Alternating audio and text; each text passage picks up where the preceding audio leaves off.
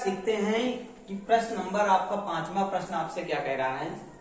सबसे पहले सवाल में देखिए क्या कह रहा है और क्या दिया है, क्या निकालना है, इस बात को आपको सबसे पहले देखना है। सबसे पहले हमको दिया हुआ है ए बी जो है दिया है। सबसे पहला काम कि ए बी जो है वो समांतर है किसके, सी डी के। तो ए बी कौन सी भुजा है, ये वाली भुजा इस सी डी के समांतर है, ये बात आप ध्यान रखेंगे। फिर हमको दिया है ए पी क्यू का जो मान है वो 50 डिग्री है। फिर हमको दिया है पी आर डी का जो मान है वो 127 डिग्री है। ए पी क्यू मतलब इस वाले कोण का मान जो है वो 50 डिग्री है। पी आर डी ये वाला कोण मिलकर बन रहा है 127 डिग्री। आपसे कह रहा है यक्स का मान बताओ, इसका मान बताना है, और कह रहा है वाई का मान बताओ। तो इसे लिखेंगे हल। कैसे लिखेंगे, देखिए हल में क्या करोगे, ए बी जो रेखा है वो पी क्यू सी डी के समांतर है। अगर सी डी के समांतर है तो पी क्यू को हम तिर्यक रेखा मान सकते हैं, और तिर्यक रेखा मानने पर इनके एकांतर अंतःकोण आपस में क्या हो जाएंगे, बराबर हो जाएंगे। तो कहने का मतलब कौन सा कोण बराबर हो जाएगा, कोण ए पी क्यू जो है वो किसके बराबर हो जाएगा, पी क्यू आर के बराबर हो जाएगा। पी क्यू आर के बराबर हो जाएगा। देखो चाहे पी क्यू डी के कहें, क्योंकि ये तिर्यक रेखा है, तिर्यक रेखा के एकांतर अंतःकोण बराबर होते हैं।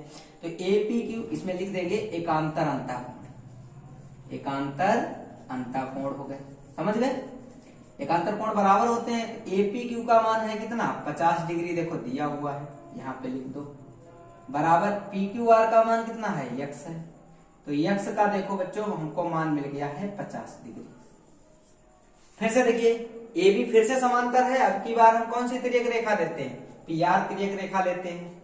तो अगर हम ए बी समांतर है किसके, सी डी के, इसलिए कौन से कोण, देखो अगर हम पी आर तिर्यक रेखा लेंगे तो इसका एक एकांतर कोण अंतःकोण इधर वाला और 127 के बराबर होगा पूरा।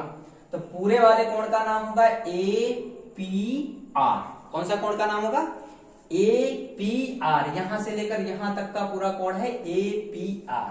तो इसे हम लिखेंगे कोण ए पी आर बराबर किसके होगा, पी आर डी कोण के बराबर होगा। पी आर डी क्यों, तो कहना है एकांतर कोण अंतःकोण जो होते हैं वो आपस में बराबर होते हैं समांतर रेखाओं के। इतनी बात समझ गए होंगे। अब देखिए ए पी आर हमको बाई का मान चाहिए है। तो देखो ए पी आर दो कोणों से मिलकर बना है। कौन कौन से कोण से, एक कोण का नाम है ए पी क्यू, तो इसे हम जोड़ के लिख सकते हैं ए पी क्यू प्लस दूसरा कौन सा कोण बन रहा है, क्यू पी आर, कोण क्यू पी आर, और बराबर हम कितना लिख सकते हैं, बराबर हम पी आर डी का मान कितना है 127 डिग्री। तो देखो ए पी क्यू का मान हमको पता है कितना है 50 डिग्री, इसका मान हमको पता है 22 है, और बराबर ये कितना हो गया 127 डिग्री हो गया। अब देखो 50 प्लस का है तो उधर काय में जाएगा, माइनस में जाएगा। तो 127 डिग्री में से 50 डिग्री को हम क्या करेंगे, घटा देंगे। तो मेरे प्यारे बच्चों y बराबर बचेगा 7 बचेगा, 12 से 5 जाएंगे तब भी आपका 7 ही बचेगा, 77 डिग्री। तो y का मान कितना आ गया, 77 डिग्री आ गया। और x और y के ही मान हमको निकालने थे। इस तरीके से हमने 5वां सवाल इस एक्सरसाइज का कर लिया है। आइए देखते हैं छठे सवाल में आपसे क्या कह रहा है। बच्चों देखते हैं छठे सवाल में आपसे क्या कह रहा है। अच्छा सवाल है और इसमें थोड़ी सी आपकी फिजिक्स भी लगेगी, भौतिक विज्ञान का भी इसमें यूज होगा, इसलिए ये सवाल ज्यादा इंपॉर्टेंट हो जाता है। देखो पहले देखते हैं दिया क्या है। कह रहा है चित्र में PQ और RS दो दर्पण है, एक PQ दर्पण है और दूसरा RS दर्पण है। ध्यान से समझना इस सवाल को, अच्छा सवाल है। जो एक दूसरे के समांतर रखे गए हैं, समांतर का मतलब इनके बीच की दूरी बराबर है, जैसा कि रेखाएं मान लो, दर्पण छोड़कर आप क्या माने, रेखाएं माने, रखे गए हैं। तो आप समझ चुके होंगे कि अगर ये समांतर रेखाएं हैं तो इनके एकांतर अंतःकोण क्या हो जाएंगे, आपस में बराबर हो जाएंगे। चलिए आगे बढ़ते हैं। एक आपतन किरण जो गिर रही है किरण, उसको आपतन किरण कहते हैं AB, दर्पण PQ पर B पर टकराती है, सही है, B पर टकरा रही है, और परावर्तित किरण टकराने के बाद परावर्तित होती है। किरण पथ BC पर चलकर दूसरे दर्पण RS पर C बिंदु पर टकराती है, सही है। कह रहा है तथा पुनः CD के अनुच्छेद में टकराने के बाद परावर्तित हो जाती है। तो आपसे पूछा है कि अगर आप बताइए, सिद्ध करके दिखाइए कि AB जो है वो समांतर है किसके, CD के। मतलब जो ये रेखाएं इधर तुम्हें ऐसी बनी दिख रही हैं,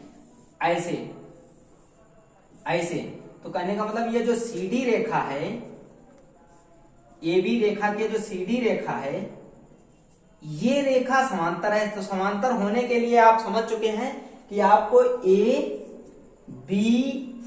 का कोण जो है वो BCD कोण के बराबर आना चाहिए। तो लेकिन हमें ये तो पता है कि ये पूरा कोण आपस में बराबर है, लेकिन ये इतना नहीं पता है कि इतना कोण कैसे आपस में बराबर करें। तो आइए कुछ फिजिक्स के क्या करते हैं, नियम को लगाते हैं, देखते हैं कैसे। सर्वप्रथम हम लोग क्या करेंगे, एक रचना करेंगे। क्या रचना करेंगे?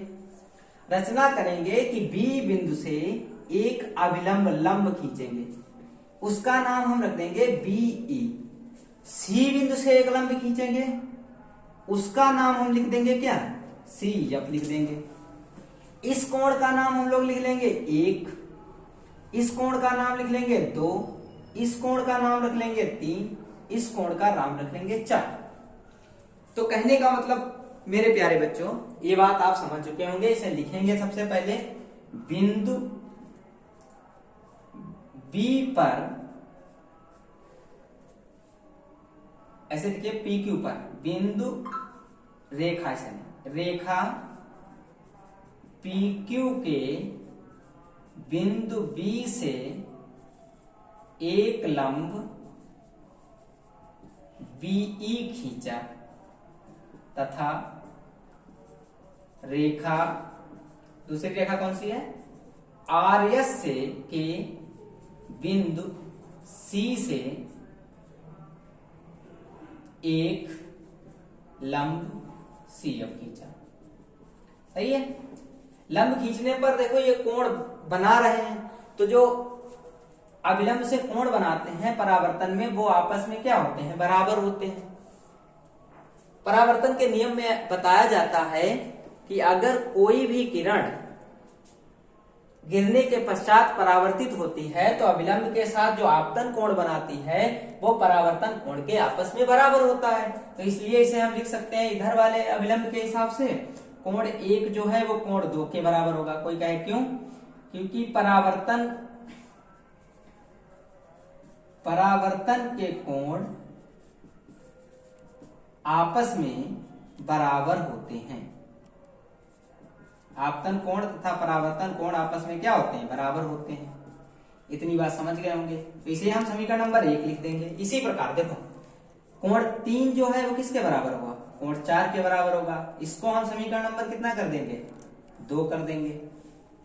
समीकरण 1 में एक कोण 1 बराबर कितना हो गया, 2 हो गया, क्योंकि आपतन कोण परावर्तन कोण आपस में बराबर होते हैं। 3 बराबर कितना हो गया, 4 हो गया। अब देखिए बच्चों, अब हम लोग कह सकते हैं, अब देखिए B जो है लंब है किस पर, PQ पर, समांतर रेखा पर, और CF भी लंब है, तो इसलिए ये आपस में कैसी हो जाएंगी, समांतर हो जाएंगी। तो समांतर रेखाएं हों और उनमें एकांतर कोण बने, तो एक समांतर रेखाओं के जो एकांतर कोण होते हैं, अंतः कोण, वो आपस में बराबर होते हैं। देखो BE जो रेखा है वो CF के समांतर हो जाएगी, क्योंकि 90 अंश का कोण ये भी बना रही है समांतर रेखा से, वो भी बना रही है, तो ये समांतर ऑटोमेटिक हो जाएंगे। तो इसलिए हम कह सकते हैं कोण जो 3 है वो कोण किसके बराबर हो जाएगा, 2 के बराबर हो जाएगा।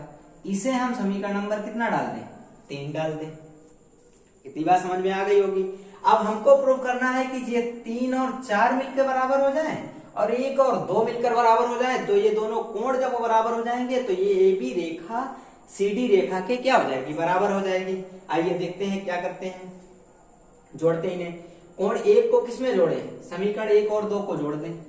समीकरण एक व दो को जोड़ने पर, जोड़ते हैं समीकरण एक और दो को जोड़ेंगे तो एक कोण जो है वो कोण 3 के बराबर हो जाएगा, प्लस कोण एक 3 में जुड़ेगा और 2 वाला कोण किस में जुड़ेगा, 4 में जुड़ेगा। सही है। अच्छा देखिए इसमें देखिए कि कोण 3 किसके बराबर है, 2 के बराबर है, और कोण 3 जो है वो 2 के बराबर है। 3 कोण किसके बराबर है, 4 के बराबर है। तो कहने का मतलब 2 को 4 के बराबर लिख सकते हैं। इसी तरीके से कोण 3 को भी 4 के बराबर लिख सकते हैं। कोण 1 2 के बराबर है, 2 3 के बराबर है, तो एक दूसरे के सभी कोण बराबर हो गए, नहीं हो गए।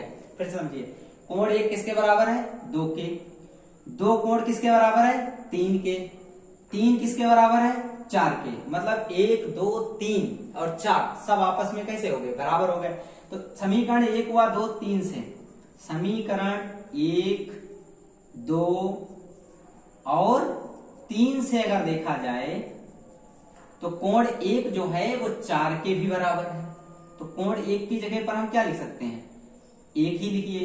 3 की जगह पे क्या लिख सकते, 1 लिख सकते। इधर देखो 2 की जगह पर भी क्या लिख सकते, 1 लिख सकते। 4 की जगह पर भी क्या लिख सकते, 1 लिख सकते।